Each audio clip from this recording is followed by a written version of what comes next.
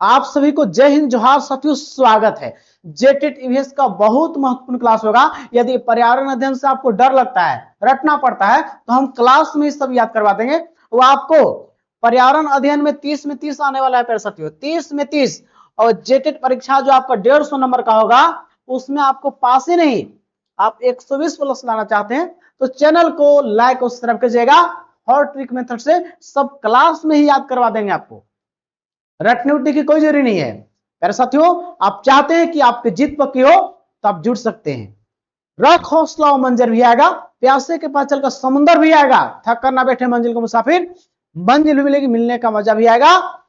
साथियों, न संघर्ष न संघर्ष न तकलीफ, खाक मजा है जीने में, न संघर्ष न तकलीफ, खाक मजा है जीने में। बड़े बड़े तूफान थम जाते हैं जब आग लगी हो सीने में, जब आग लगी हो सीने में। प्यारे साथियों, आग लगा दीजिए 2 महीना, क्योंकि आपकी सफलता ये 2 महीना आपके जीवन के लिए काम आने वाला है। यही चीजों को स्मार्ट बच्चे, तेज बच्चे कर पाते हैं यदि पहले कुछ नहीं किए, लेकिन अभी 2 महीना पढ़ लीजिए, आप जेटेट में पास नहीं, आपको 120 प्लस आने वाला है।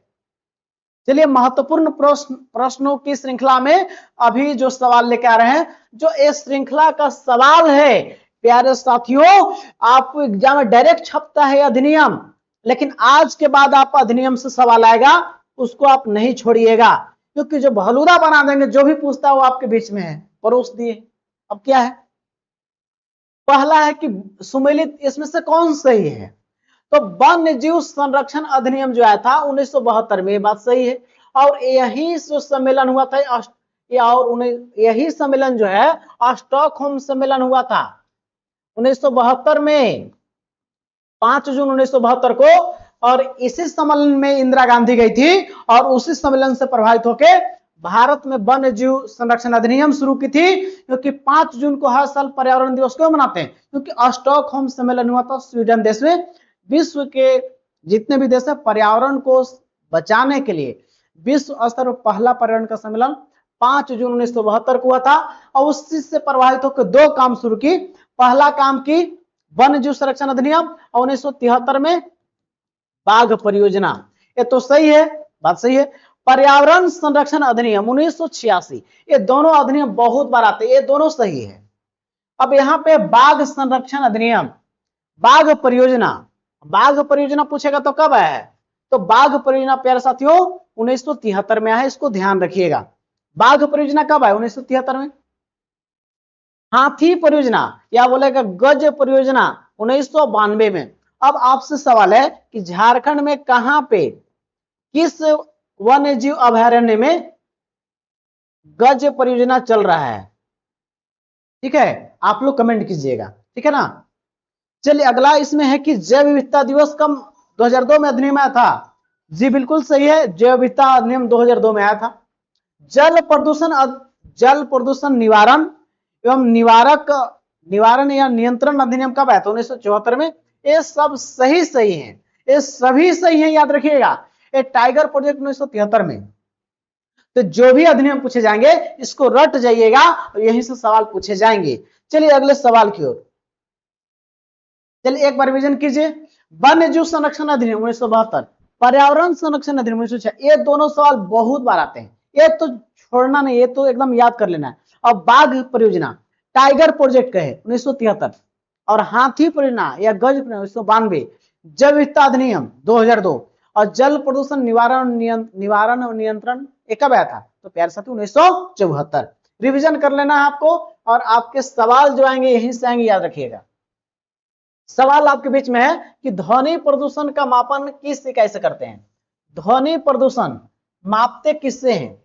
प्यारे साथियों, जहां पे ध्वनि प्रदूषण बोले तो उसको बोलते हैं डेसिबल, डेसिबल में मापते हैं। या बोल दे ध्वनि की तीव्रता, ध्वनि की तीव्रता बोल दे तो वो भी क्या बोलते हैं? डेसिबल में मापते हैं। इसका आंसर क्या हो जाएगा? Option B, joule. कार्य और ऊर्जा दोनों का मात्रा कौन है? कार्य, याद रखिएगा। वर्क एंड एनर्जी दोनों का मात्रा क्या है? जूल है। फिर यहाँ पे न्यूटन, क्या साथियों? फोर्स का, बल का ऐसा मात्रक न्यूटन है। हाइग्रोमीटर, हाइड्रो 2 चीजें। हाइग्रो से मापते हैं आर्द्रता, आर्द्रता किससे मापते हैं? हाइग्रो से। अब हाइड्रोमीटर कह दे, हाइड्रोमीटर कह दे तो इससे मापते हैं घनत्व। घनत्व किससे? तो हाइड्रोमीटर। और आपका घनत्व सॉरी आपका आर्द्रता कह दे, ह्यूमिडिटी, वायुमंडल में कितना आर्द्रता है, जहां पे आप उसमें ह्यूमिडिटी कितना है, उसको मापते हैं हाइग्रोमीटर से। इसको ध्यान रखिएगा, आपके एग्जाम में छप सकते हैं।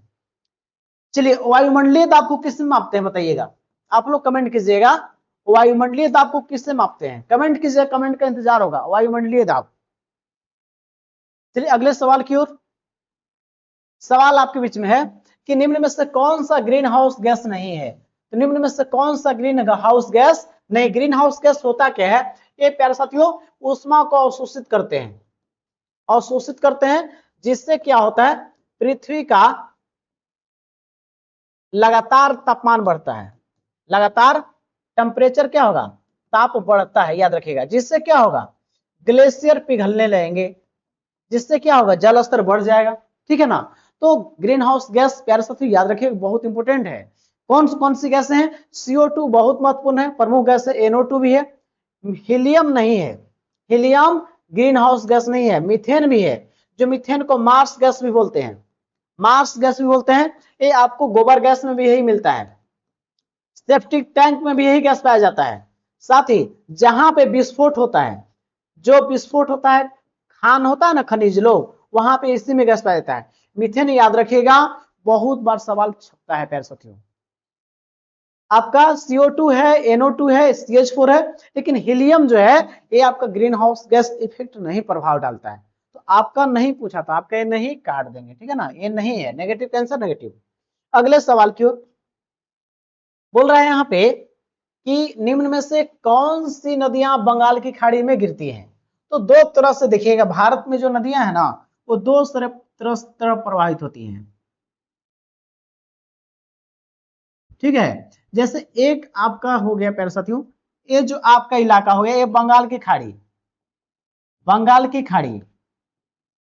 और ये आपका जो इलाका हो गया, ये अरब सागर, अरब सागर का इलाका है। अब समझना आपको ये है कि जो 77% नदियां जो है ना, अपना मुहाना जो बनाती है, माने जहां गिरती है वो अपनी अंतिम रूप से, ये यहाँ पे बंगाल 23% ही इधर आपका नदियां बढ़ती है। इधर प्रमुख नदियां जो है, दो बड़ी नदियां इधर प्रवाहित होती है। जैसे पश्चिम की ओर, यहां से देखिएगा नर्मदा नदी निकलती है आपका, यहां से जहां से मैकाल से निकलती है आपको 3 नदी, सनम से याद रखिएगा।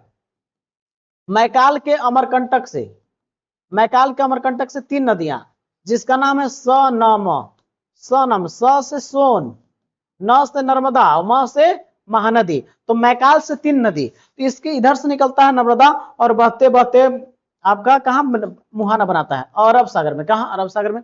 ये नर्मदा है। एक और ताप्ती है, ये मध्य प्रदेश से निकलता है बैतूल जिले से, और ताप्ती भी अरब सागर में मुहाना बनाता है। ये ताप्ती है जो आपको मध्य प्रदेश के बैतूल जिले से निकलती है, और सूरत जो है ताप्ती नदी के किनारे है। सूरत किस नदी के किनारे है? ताप्ती। और सिंधु नदी जो आपका है, तिब्बत के मानसरोवर झील से निकलता है, तिब्बत के मानसरोवर झील से ये आपको बहते हुए भारत के इलाका से बहता है, ये पाकिस्तान होते हुए जाके अरब सागर में मिल जाता है। तो आपका ये सिंधु इधर से, ठीक है ना। तो बड़ी कौन नदियां जो पश्चिमी ध्रुव बहती है? नर्मदा और ताप्ती। और भी छोटे छोटे नदियां हैं, जो मांडवी, जुआरी, जो गोवा की नदियां हैं, इधर भी है, छोटा छोटा नदी है। केरल में परियार नदी है जो अरब सागर में बहता है। लेकिन ज्यादातर नदियां जो आपका मुहाना कहाँ बनाती है? इधर। जैसे गंगा नदी, ये आपको कहाँ मुहाना बनाता है? बंगाल की खाड़ी में। स्वर्ण रेखा मुहाना कहाँ बनाता है? स्वर्ण रेखा नदी जो रांची के नगरी से निकलता है, स्वर्ण रेखा नदी जो झारखंड में बहती है। तो स्वर्ण रेखा याद रखिएगा, ये बंगाल की खाड़ी में। तो यहाँ पे देखिए कौन सी नदी बंगाल की खाड़ी में गिरती है? ताप्ती हो गया, सोन हो गया, और नर्मदा, ये सभी तो अरब सागर में। तो 3 को अपने माने छट गया, नर्मदा, ताप्ती और आपका ये। तो आपका बाकी जो बचा, स्वर्ण रेखा कहाँ बहती है? बंगाल की खाड़ी में, झारखंड के रांची नगरी से निकलती है, और बंगाल की खाड़ी में। ये भी सवाल पूछता है कि झारखंड की कौन सी एक नदी है जो स्वतंत्र रूप से बंगाल की खाड़ी में मुहाना बनाती है? तो स्वर्ण रेखा। और स्वर्ण रेखा नदी पर ही एक जलप्रपात है, हुंडरू जलप्रपात, बहुत पूछता है सवाल, याद रखिएगा, हुंडरू जलप्रपात। चलिए, तो हो गया इसका 4 का बी, क्योंकि आपको कौन बंगाल की खाड़ी में मुहाना बनाता है? तो स्वर्ण रेखा। बाकी ये सभी अरब सागर में इधर मुहाना बनाते हैं। चलिए अगले सवाल की ओर। सवाल यहां पे बोला है कि मध्य प्रदेश में किस शहर को झीलों का शहर बोलते हैं? मध्य प्रदेश में किस शहर को झीलों का शहर बोलते हैं? प्यारे साथी याद रखिएगा, भोपाल को। भोपाल जो कि मध्य एमपी की राजधानी है, मध्य प्रदेश की क्या है? राजधानी है। याद रखिएगा, याद रखिएगा, मध्य प्रदेश की क्या है? ये राजधानी है। इसको याद रखिएगा, ये मध्य प्रदेश की राजधानी है, बिल्कुल याद रखिएगा इसको। तो मध्य प्रदेश की राजधानी है, यहीं पे है 3 दिसंबर 1984 को MIC गैस, MIC यानी कि मिथाइल आइसोसाइनेट गैस में रिसाव होने से जहरीली गैस है, जिससे बहुत सारे लोग मारे गए थे प्यारे साथियों, बहुत सारे लोग। तो ये तो मध्य प्रदेश में झीलों का शहर है, कौन है? भोपाल। याद रखिएगा, याद रखिएगा, भोपाल। अब उज्जैन पूछता है कि किस नदी किनारे है? तो क्षिप्रा नदी किनारे। उज्जैन से पूछता है कि उज्जैन किस नदी किनारे है? उज्जैन में ही महाकालेश्वर का मंदिर है, शिव मंदिर का जो है ना, महाकालेश्वर वहीं पे स्थित है। वहीं जो बिहार का जो डॉन, यूपी का डॉन था विकास दुबे, यही उज्जैन में पकड़ाया था, याद रखिएगा, विकास दुबे। और महाकालेश्वर उज्जैन धरती जो है क्षिप्रा नदी किनारे यहीं पे है, याद रखिएगा। इसका तो आंसर भोपाल जो है झीलों का शहर है। चलिए अगले सवाल की ओर बढ़ जाते हैं। 6 नंबर सवाल आपके बीच में क्या कहता है? बोल रहा है कि निम्न में से किस रिसाव के कारण भोपाल गैस त्रासदी हुआ था? अभी तुरंत बता दिए कि 3 दिसंबर को हुआ था 1984 को, जिसका नाम है MIC, एम से मिथाइल आइसोसाइनाइड, मिथाइल आइसोसाइनाइड का रिसाव हुआ था, जो एक जहरीली गैस है, उससे हजारों लोग मारे गए थे। ये बहुत बार सवाल आता है, क्या इससे लगाव एग्जामिनर को है? क्या इतना इससे प्यार है कि लोग इसको बार बार देता है? कुछ ऐसे सवाल है जिससे लगाव कैसे हो जाता है, इससे आपके भी किस जीवन में बहुत सारे लोग मिले होंगे, उससे बहुत ज्यादा लगाव हो जाता है। उसी प्रकार एग्जामिनर को लगाव बहुत ज्यादा MIC से। तो 6 का भी हो गया। अगले सवाल की ओर बढ़ जाते हैं। सवाल आपके बीच में है, बोला कि झारखंड में कौन सी मिट्टी सर्वाधिक मिलती है? तो झारखंड में 90% इलाका में जो एक मिट्टी मिलती है, जिसका नाम है लाल मिट्टी। और लाल मिट्टी जो है ना, आर्कियन चट्टान के टूटने से बनी है, आर्कियन चट्टान की टूटने से बनी है। तो लाल मिट्टी सर्वाधिक है, याद रखिएगा, याद रखिए। जलोढ़ मिट्टी बिहार के सीमावर्ती इलाका में, बिहार से जो सीमावर्ती इलाका झारखंड का लगा हुआ, वहां पे। काली मिट्टी राजमहल में मिलता है, राजमहल क्षेत्र में क्या मिलेगा? काली मिट्टी। और लेटराइट मिट्टी आपको कमेंट करना है कि कहां झारखंड मिलता है, आपका कमेंट का इंतजार करेंगे। चलिए अगले सवाल की ओर। सवाल 8 नंबर है, क्या कहता है? सवाल कहता है कि Ganga action plan, Ganga action plan कब शुरू हुआ था? तो गंगा एक्शन प्लान प्यारे से 1985 में शुरू हुआ था, इसको बिल्कुल ध्यान रखेंगे। और यहाँ पे और भी डेट है, तो इसका ऑप्शन क्या हो जाएगा? बी करेक्ट हो जाएगा। Ganga action plan 1985। 4 नवंबर 2008 को क्या होता? गंगा को राष्ट्रीय नदी, राष्ट्रीय नदी का दर्जा कब मिला गंगा नदी को? तो आपका 4 नवंबर 2008 को। अब पूछा जाएगा आपसे कि डॉल्फिन को जलीय जीव घोषित कब किया गया? डॉल्फिन को जलीय जीव घोषित कब किया गया? तो प्यारे साथियों याद रखिएगा, अक्टूबर 2009 में, अक्टूबर 2009 में डॉल्फिन को जलीय जीव घोषित किया गया था। और 2 जून 2014 को नमामि गंगे, नमामि गंगे परियोजना, नमामि गंगे परियोजना शुरू कब हुआ?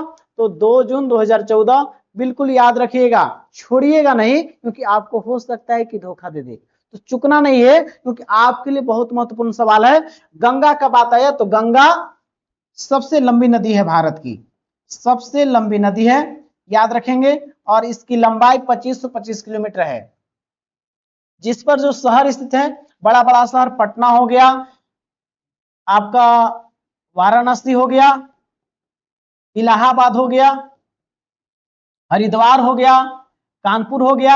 ये महत्वपूर्ण शहर जो गंगा नदी के किनारे स्थित है। बार बार सवाल आता है, गंगा कोई एक नदी का संगम नहीं है, लेकिन गंगा जो है ना, एक आपका है भागीरथी और एक आप अलकनंदा, ये दोनों जब मिल जाते हैं देवप्रयाग में, देवप्रयाग में, तब इसका नाम क्या पड़ जाता है? गंगा, याद रखिएगा। तो कौन दो नदियों का संगम से मिलता है?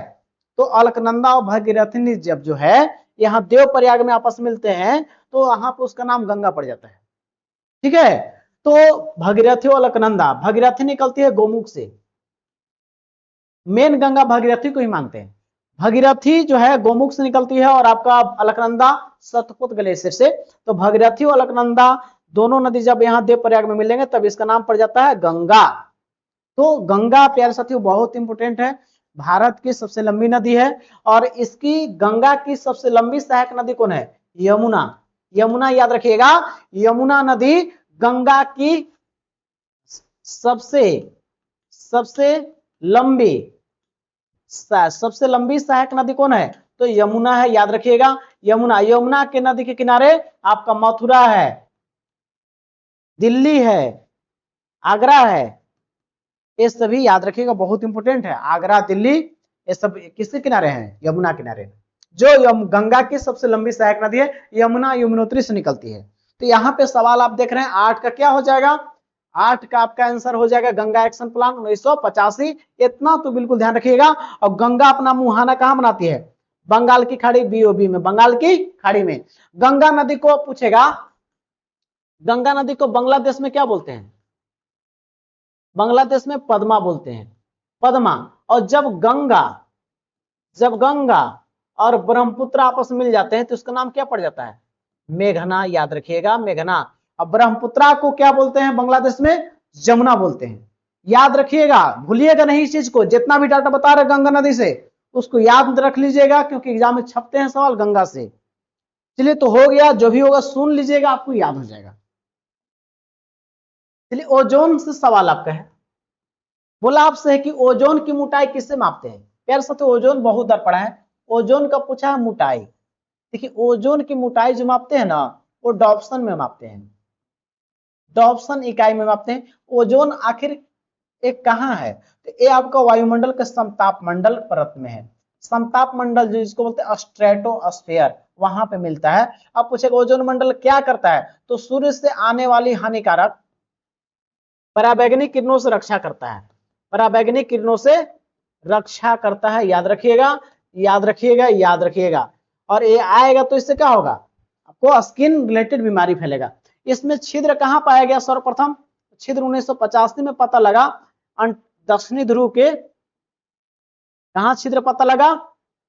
तो याद रखिएगा, दक्षिण ध्रुव के अंटार्कटिका पे, दक्षिण ध्रुव के अंटार्कटिका पे प्यारे साथियों पहली बार क्या हुआ था? इसमें छिद्र हुआ था 1985 में, पता लगाया वैज्ञानिकों द्वारा। इसी के लिए 1987 में 16 सितंबर 1987 को एक बैठक होता है। मॉन्ट्रियल नामक जगह है। मॉन्ट्रियल है कहां? एक कनाडा में है। मॉन्ट्रियल कनाडा में क्या होता है कि ओजोन परत को बचाने के लिए, ओजोन परत के संरक्षण हेतु सम्मेलन हुआ 1987 में। कनाडा में एक जगह है, प्रोटोकॉल बना कि सीएफसी गैस ये क्या करता है? ये आपको सीएफसी गैस, इसको बोलते हैं जो एसी और कूलर से निकलता है, एसी फ्रिज से निकलता है, उसी से निकलता है। फ्रीऑन गैस रेफ्रिजरेटर से निकलता है। वो क्या होता है? वो जाके ओजोन के छिद्र कर देता है, जिससे आपको परेशानी हो सकता है। तो ओजोन के लिए, वही बचाने के लिए 87 में संगठन हुआ। और 16 सितंबर को बैठक हुआ, इसलिए ओजोन दिवस पूछा जाएगा। ओजोन दिवस कब मनाते हैं? तो 16 सितंबर को मनाते हैं। प्यारे से तो याद रखिएगा। तो ओजोन जब भी सवाल आएंगे यहाँ पे सब जाएगा। ओजोन की जो है O3 इसका सूत्र होता है, ध्यान रखिएगा। चलिए, ओजोन हो गया। अगले सवाल की ओर बढ़ जाते हैं, ध्यान रखिएगा। बोल रहा है अगला सवाल कि झारखंड में वर्तमान में कितने जिले हैं? तो प्यारे साथियों याद रखिएगा, झारखंड में बात कर रहा है तो बहुत इजी सवाल है। झारखंड में वर्तमान जिले 24 हैं। जब झारखंड के गठन हुआ था, गठन यानी कि 15 नवंबर 2000 ईस्वी को, मात्र कितने जिले थे? 18 जिले। 6 नए जिले बने हैं, जिसमें 2000 पता होने की 2001 में बना था कितने जिले? 4 जिले। और 2007 में बना था 2 जिला। उस प्रकार से 6 जिले नए बन गए हैं, 24 जिले हो गए हैं, याद रखिएगा। चलिए, तो 10 का बी हो गया। लास्ट सवाल आपके बीच में है। बोल रहा है कि छोटनागपुर की रानी किसे कहते हैं? प्यारे साथियों बहुत इंपॉर्टेंट सवाल है, एग्जाम में डायरेक्ट छपेंगे। आप जीतने के लिए बने हैं, आप ध्यान से सुनिएगा, क्योंकि सपने वे नहीं होते हैं जो सोकर देखे जाते हैं, सपने वे होते हैं जो आपको सोने नहीं देते हैं, जो आपको सोने नहीं देते हैं। प्यारे साथियों, छोटानागपुर की रानी, छोटानागपुर की रानी या बोल दे पहाड़ों की मलिका, पहाड़ों की मलिका। छोटानागपुर की रानी या पहाड़ी की मलिका दोनों हो जाएगा नेतरहाट, आंसर याद रखिएगा। और नेतरहाट है कहाँ? ये लातेहार जिले में है। नेतरहाट है कहाँ? लातेहार जिले में, याद रखिएगा, याद रखिएगा। तो ऑप्शन आपका बी हो जाएगा। रांची को बोलते हैं झारखंड का शिमला, झारखंड का शिमला कौन है? रांची। झरिया कोयला नगरी, कोयला नगरी कौन है? झरिया, धनबाद में पड़ता है। Hazaribagh thousand garden, thousand garden क्यों? हजार से हजार और बाग बने बगीचा, तो थाउजेंड गार्डन के नाम से किसको जानते हैं? हजारीबाग को याद रखिएगा। आप जीतने के लिए बने हैं प्यारे साथियों। तो ये सवाल 11 बहुत इंपॉर्टेंट सवाल थे। जो आपका एक और सवाल है शायद यहाँ पे, ठीक है ना? कितने सवाल है? चलिए एक और सवाल आपको यहाँ पे देख लीजिए थोड़ा सा। सवाल है कि वायुमंडल की आर्द्रता, जहां पे बोले आर्द्रता, तो आर्द्रता मापते हैं हाइग्रोमीटर से। आर्द्रता पूछ दे तो हाइग्रोमीटर। अब आपसे पूछ दे घनत्व, तो घनत्व किस में मापते हैं? आपेक्षिक घनत्व, घनत्व को किस में मापते हैं? हाइड्रोमीटर। अब आर्द्रता हाइग्रोमीटर, याद रखिएगा। और वायुमंडलीय दाब किस में मापते हैं? वायुमंडलीय दाब तो बैरोमीटर से। इसको भी सवाल पूछता है, आप बैरोमीटर किससे मापते हैं? वायुमंडलीय दाब से, ठीक है। और बैरोमीटर से सवाल पूछता है कि बैरोमीटर का पाठ्यांक लगातार एक बैग गिर गया, एक बैग गिर रहा है, नीचे गिर रहा है, तो आंधी तूफान की संभावना होती है, आंधी तूफान की। और बैरोमीटर का पाठ्यांक ऊपर उठे, धीरे धीरे उठ रहा है, तो समझिए कि मौसम साफ होने वाला है।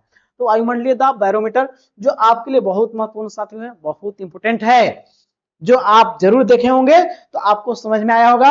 और इस वीडियो को अच्छा लगा हो तो लाइक और सब्सक्राइब ना करना भूले, ताकि आपको लगातार वीडियो हम बना पाए। और आपके लिए मेरा काम करता है एनर्जी का, आपका लाइक और सब्सक्राइब जो करते हैं वो मेरा एनर्जी का काम करता है। आप चाहते हैं कि सीडीपी हो, मैथ हो, ईवीएस का आप नोट्स चाहते हैं, तो दिया हुआ नंबर पे फोन पे गूगल पे करके आप जुड़ सकते हैं, जहां पे आपकी तैयारी बेहतरीन होगा। आप जीतने के लिए बने हैं। रख हौसला और मंजर भी आएगा, प्यासे के पास चलकर समुद्र भी आएगा, थक कर ना बैठे मंजिल को मुसाफिर, मंजिल में मिलेगी, मिलने का मजा भी आएगा, मजा भी आएगा। न संघर्ष न तकलीफ खाक मजा है जीने में, न संघर्ष न तकलीफ खाक मजा है जीने में। बड़े बड़े तूफान थम जाते हैं जब आग लगी हो सीने में, जब आग लगी सीने में। प्यारे साथियों, आप जीतने के लिए बने हैं। आप चाहते हैं कि मेरा जेटेट का पल पल का न्यूज या जेटेट की तैयारी का वीडियो कोई पहले पहुंचे, तो आप चैनल को लाइक और सब्सक्राइब कर लीजिएगा, ताकि मेरा वीडियो आपके पास पहले पहुंचेगा। जय हिंद साथियों, मिलते हैं नेक्स्ट वीडियो में। अपना ख्याल रखें। आप जीतने के लिए बने हैं। आने वाला समय आपको होने वाला है, सुनहरा समय आपको दिखने को मिलेगा। साथियों मिलते हैं नेक्स्ट वीडियो में। अपना ख्याल रखें, आप सफलता का स्वाद चखने वाले हैं। और अच्छा लगा तो लाइक और सब्सक्राइब करना ना भूलें। जय हिंद साथियों।